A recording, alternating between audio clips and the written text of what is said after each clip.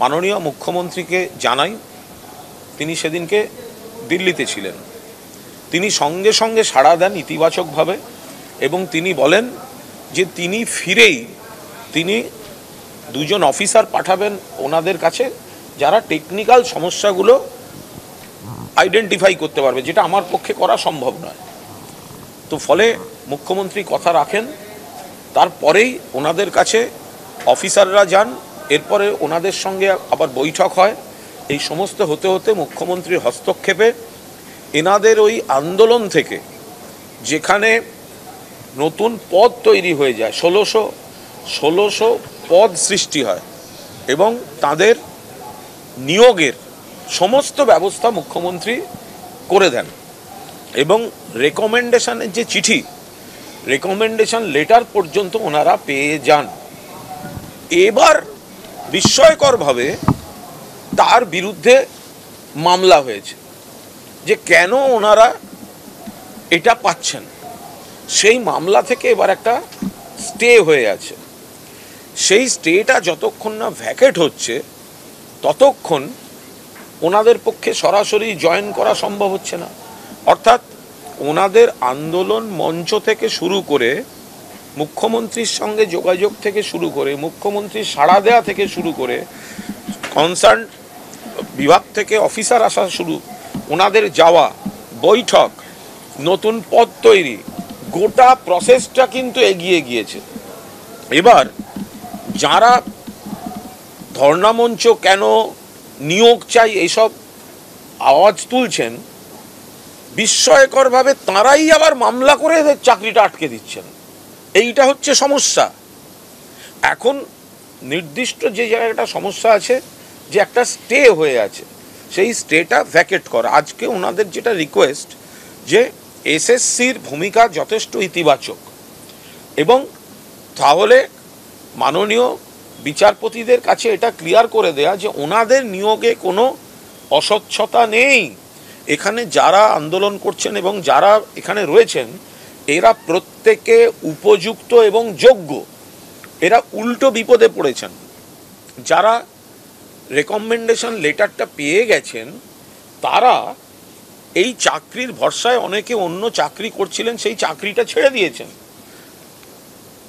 উনি অন্য রাজ্যে কাজ করছিলেন, সেখান থেকে এখানে এসছেন, উনি অন্য জায়গায় কাজ করছিলেন। ফলে এবার তারা আগের চাকরিটাও ছেড়ে দিয়েছেন, আবার এখানে মাসের পর মাস, বছর ঘুরে যাচ্ছে, 14 মাস হয়েছে যে তারা রেকমেন্ডেশন লেটার পেয়ে গেছেন, তারা যোগ্য, কিন্তু আইন দিয়ে তাদের আটকে রাখা হয়েছে। এটা একটা বিস্ময়কর ব্যাপার। তারা একটা অনুরোধ করেছেন যে সরকার, মাননীয় মুখ্যমন্ত্রী, গোটা সরকার এতটা সহযোগিতা করেছে, অর্থাৎ আন্দোলন থেকে, আলোচনা থেকে, শূন্যপদ তৈরি থেকে রেকমেন্ডেশন লেটার পর্যন্ত হয়ে গেছে। এবার স্টেটা ভ্যাকেট করার জন্য আইনে যেটুকু যা করা দরকার সেটা যাতে সরকার পক্ষ উদ্যোগী হয়ে করেন, সেই অনুরোধটা, এবং অত্যন্ত ন্যায্য অনুরোধ, কারণ এরা প্রত্যেকে যোগ্য। এবং আজকে আমি খুব দুঃখের সঙ্গে বলতে বাধ্য হচ্ছি যে এটা দেখুন কাদা ছোঁড়াছুড়ি নয়, কারণ যেদিন প্রথম ওনাদের ধর্ণা মঞ্চে গেছিলাম সেদিন কিন্তু ওনারা আমাকে একটি দলের একজন সৈনিক হিসেবে তাদের কথা বলেছিলেন যাতে মুখ্যমন্ত্রী অবধি পৌঁছয়, এবং মুখ্যমন্ত্রী ওদের কথায় সাড়া দেন, শূন্যপদ তৈরি হয়। ১৬০০ যারা আন্দোলন করছিলেন সবাই অ্যাবজর্বড, তাদের চাকরি হয়ে গেছে, কিন্তু তারা স্কুলে যেতে পারছেন না, নিয়োগপত্রটা পাচ্ছেন না। দুঃখের বিষয়। এখানে দুটো পার্ট আছে। একটা পার্ট আমরা হাত জোড় করে রিকোয়েস্ট করব, গতকাল আমি আপনাদের একটা কথা বলেছিলাম যে কিছু আইনজীবী আছেন তারা দুদিকে মামলা করতে গিয়ে সর্বনাশ করে দিচ্ছেন। তারা যদি এদের থেকে দূরে থাকেন তাহলে এদের মঙ্গল হয়। মহামান্য বিচারপতিরা এরা তো যোগ্য, এদের তো মমতা ব্যানার্জি চাকরি দিয়েছেন, তাহলে এদের ক্ষেত্রে কেন দ্রুত বিচার হয়ে ওরা নিয়োগ পাবে না? তাদের ক্ষেত্রে স্টেটা আসবে কেন?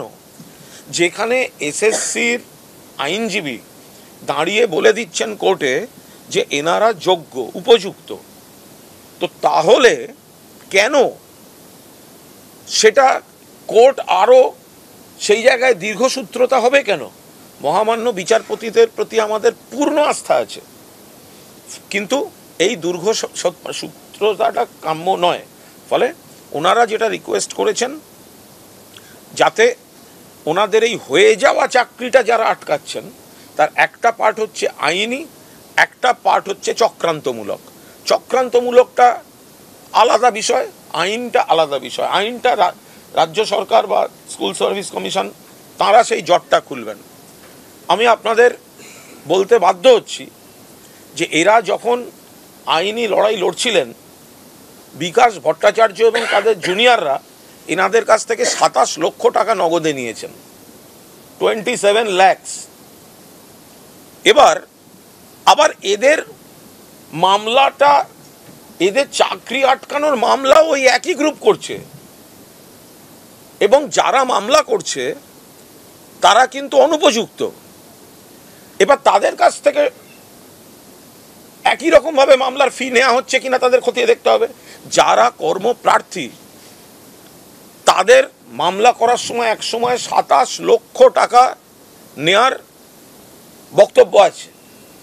তো তাহলে যারা গরিব ছাত্রছাত্রীদের জন্য দরদে নাকি মামলা করছেন, তাহলে পার মামলা, আমি তো এখনো শুনছিলাম শারীরিক শিক্ষার জন্য 1,10,000 আর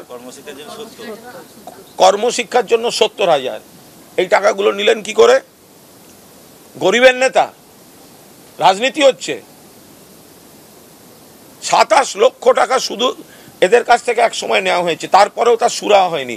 ইন্টারেস্টিং হচ্ছে, এরা তাদের ক্লায়েন্ট ছিল, আজকে এদের চাকরিটা সরকার করে দিয়েছে, এদের উল্টো দিকের লোকরা তাদের ক্লায়েন্ট হয়ে গেছে। এটা কি করে হতে পারে?